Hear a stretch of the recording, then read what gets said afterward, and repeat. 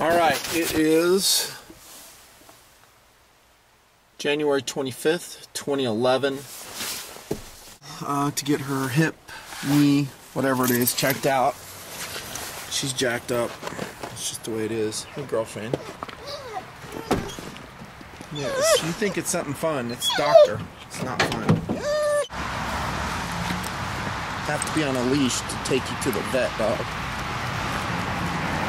You know what I'm saying?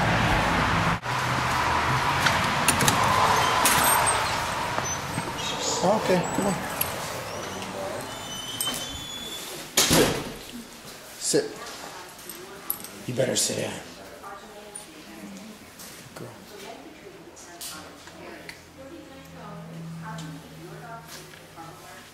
She's a backpacking dog. She goes backpacking with me. I also run her 3 times a week. I've ran her lately and she shuts down after the run. About 3 to 5 hours after the run, it's like she can't walk. Okay. Do you think it's a weakness problem or do you think it's painful? She doesn't yelp, okay. and I've actually given her I've given her an exam afterwards, you know, just to see if she was in pain, okay. And she wasn't yelping, but my wife the other day, you know, after the run was feeling her out, and she was like, she turned her head around when she hit a certain spot. Okay. So something's bothering her. Something's bothering her for sure. All right. Well, I'll run and let him know that you're here then, okay. And we'll make sure before we decide any extras or anything. Yeah. We should estimate up. So. Yeah, I appreciate that. Okay. For just a couple minutes. Okay. Okay, thanks. That's a good girl. Get you looked at in a vet. We'll get you looked at, silly dog. There's Allie in the vet, January 25th, 2011. Trying to get her looked at and figure out what's wrong with her hip / knee, whatever it is. I don't want you to be freaking out like you did last time, dog. That was embarrassing. So you just relax. You dig?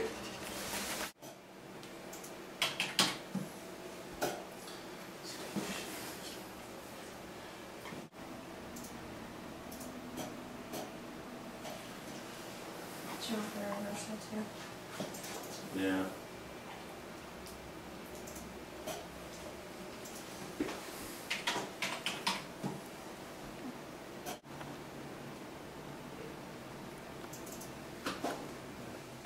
Things you look for is how much the head is seated within the pocket here, the acetabulum. Right. You see this is nice and parallel all the way around here. Right. But this one's parallel up to here, and then it starts to diverge. And then look at the neck, how that's filled in, where this one is nice and clean. Right. So that's what we're going to look for on these hips. Okay.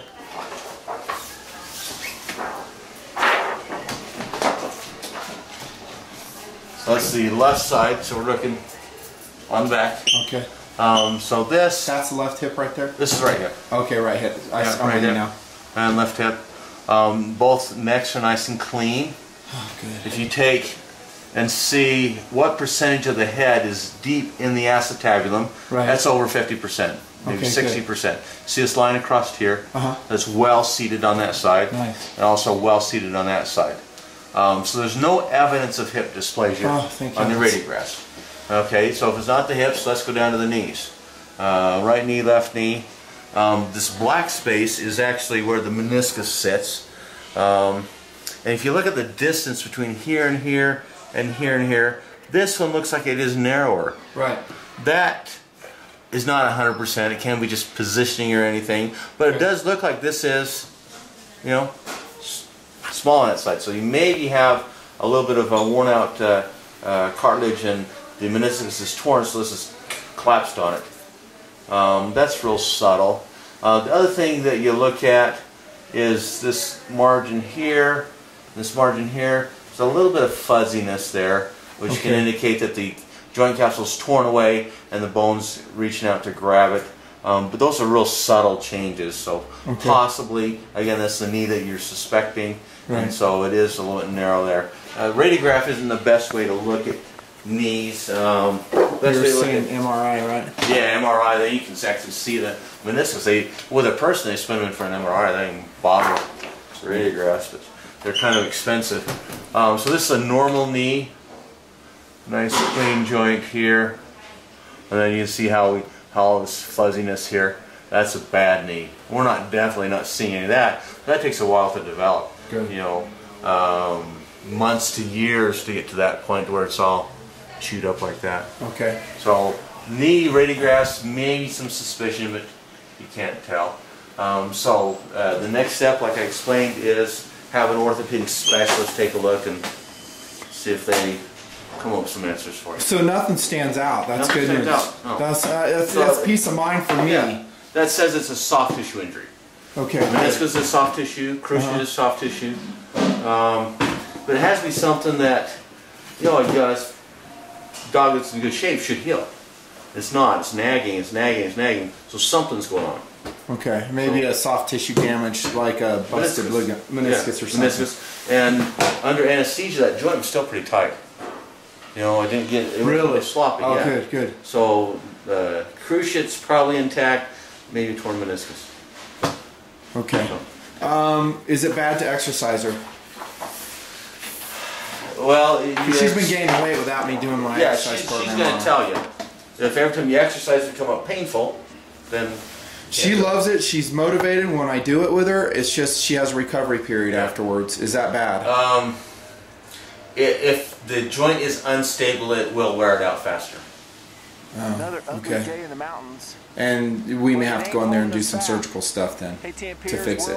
Yeah. Some of that stuff, just like humans, doesn't fix itself. It's a surgical problem. And in 2 to 3 months' time, if it hasn't resolved itself, then you're going to have to do something, and that something's probably surgery. Do an eval on her. Would he just do a tabletop exam like you did, or? Most likely. Okay. And then he'll probably push for an MRI too to know for sure then too, huh? Not necessarily. He can tell just by that. No, it's just that MRI is not readily available for dogs. Oh, I see. They are done, but then you got another that's expensive. $800-900 into it. Yeah. Where if you're going to do it, you do it exploratory. You find out what's going on, and you're already there to fix it. Yeah. So just because of cost versus benefit, we don't usually do a lot of MRIs on knees. It's great if you do it. If you had pet insurance or someone that's going to pay for it. Yeah. Cool. Yep. Okay, this is the model of the knee. This is where the kneecap fits, like that. And we remove that. These cross ligaments here are the cruciate ligaments, and this is the meniscus. And so there's this slope this way, and so this wants to fall down that slope. The cruciate ligament stops that from happening.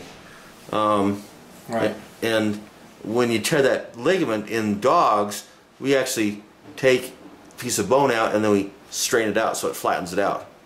So it bears more like a human knee. Okay. So where do you take the bone from when you do it? We actually cut a piece like this out, rotate that, and then put a plate across it. So we don't remove any bone, we just realign it. That's going to be an expensive surgery, I'm thinking. Yes. It's about $2,400. Yeah.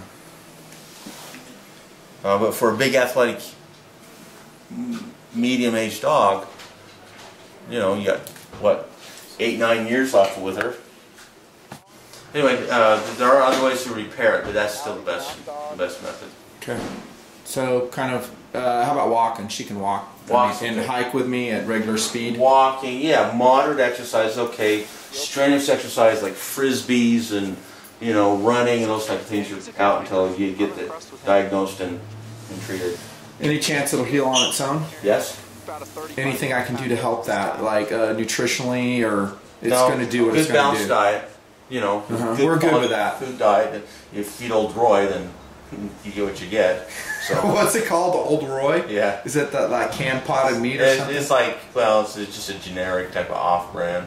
So you get a good name brand diet, leash controlled exercise, so we're not jumping and landing and doing things that are going to re-injure it. Okay. And I've had some big dogs that over time it kind of tightens up and heals on them. Okay. The odds are it's going to get worse over time.